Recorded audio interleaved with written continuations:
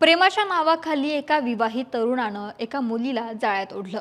तिचं ब्रेनवॉश करून तिला पळवून आणलं आणि त्यानंतर किडनॅप करत 5 दिवस घरात डांबून ठेवलं. ही घटना घडली आहे अकोल्यात.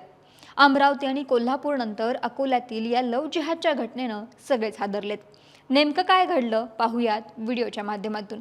नमस्कार, मी अक्षता आणि तुम्ही पाहताय सकाळ. अकोल्यातील जमीर जहरुद्दीन काझी नावाचा तरुण, जो आधीच विवाहित आहे आणि त्याला एक मुलगा देखील आहे. जमीरला गेमिंगचा नाद. गेमिंग ॲपवरती बादशाह या युजर नेम नावानं बनावट अकाउंट चालवतो. या माध्यमातून त्याची अनेक तरुणींशी ओळखही आहे. अशातच त्यानं हरियाणा राज्यातील एका तरुणीसोबत या ॲपवर जवळीक साधली. गेमिंग ॲपवर झालेली ही त्यांची ओळख हळूहळू प्रेमामध्ये बदलली. आपलं लग्न झालं आहे किंवा आपल्याला मुलगा आहे अशी कोणतीच माहिती या तरुणीला जमीरनं दिली नाही आणि तिच्याशी प्रेमसंबंध कायम ठेवले. पण तरुणीच्या घरच्यांना ही गोष्ट कळाली. त्यानंतर तिनं घरी आईनं आपल्याला रागवल्याचं जमीरला सांगितलं. आई रागावलीये, मला घरात राहायचं नाही असं रडगाणं तिनं जमीर समोर गायलं.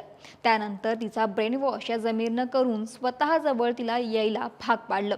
प्रेमात वेळी झालेली ती तरुणी सुद्धा जमीरच्या सांगण्यावरून अकोल्यात आली. अकोल्यात येण्यासाठी तिनं लग्नाची स्वप्न पाहिली असावी. आपण आल्यानंतर आपण घरच्यांना सोडून जमीरकडे आलेलो आहे, आपलं नवीन आयुष्य सुरू करू असा विचार ती कदाचित करत असावी. परंतु यानंतर जमीरनं तिच्या सोबत जे काही केलं त्यामुळे सगळेच हादरलेत. जमीरनं प्रेमाच्या नावाखाली तिला अकोल्यात आणलं आणि पुढे गीतानगर भागामध्ये स्वतःच्या घरात 5 दिवस डांबून ठेवल्याचा आरोप करण्यात आला. यावेळी त्याची बायको ही माहेरी गेली होती असं समजतंय. पण जमीरच्या आईला हा सगळा प्रकार माहीत होता, तरी सुद्धा त्यांनी काहीच बोलले नाही. या प्रकरणात हरियाणा पोलिसांमध्ये गुन्हा दाखल आहे. दरम्यान या तरुणीच्या शोधामध्ये तिचा भाऊ अकोल्यात आला आणि खदान पोलिसांशी संपर्क साधला असता तेव्हा हे सगळं भिंग समोर आलं. सध्या जमीर काझी हा पोलिसांच्या ताब्यात असून आज दुपारपर्यंत हरियाणा पोलिसांच्या स्वाधीन त्याला करण्यात येणार आहे. या प्रकरणी खदान पोलीस ठाण्याचे पोलीस अधिकारी मनोज केदारे यांनी काय माहिती दिली पाहूयात. हरियाणा येथील फरीदाबाद जिल्ह्यातून राहुल यादव एक मुलगा इथे आला होता आणि त्यांनी सांगितलं की माझी बहीण त्या ठिकाणी मिसिंग आहे. आम्ही एक FIR दाखल केलेली आहे फरीदाबादमधील पोलीस स्टेशनला.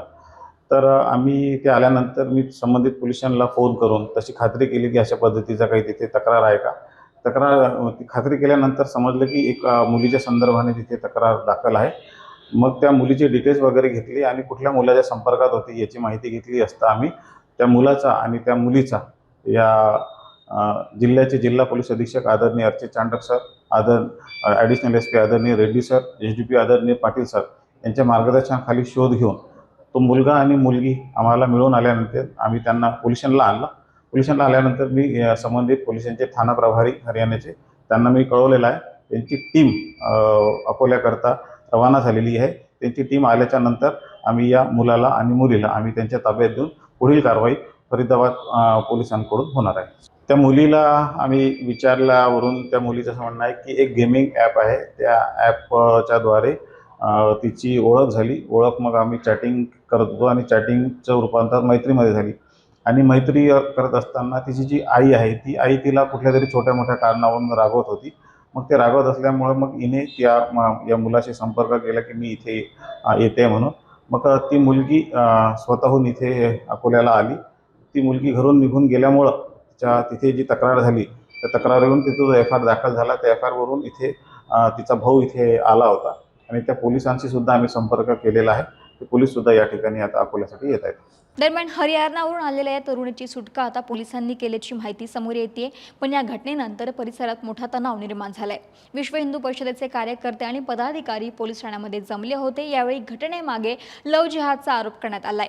नेमकं 5 दिवस या तरुणीसोबत काय घडलं, जमीरसोबत आणखीन कुणाचा याच्यामध्ये हात होता का, या सगळ्या प्रकरणाचा सखोल तपास झाला पाहिजे अशी मागणी सध्या होते. त्यामुळे आता या प्रकरणामध्ये पुढे काय होतंय हे पाहावं लागेल.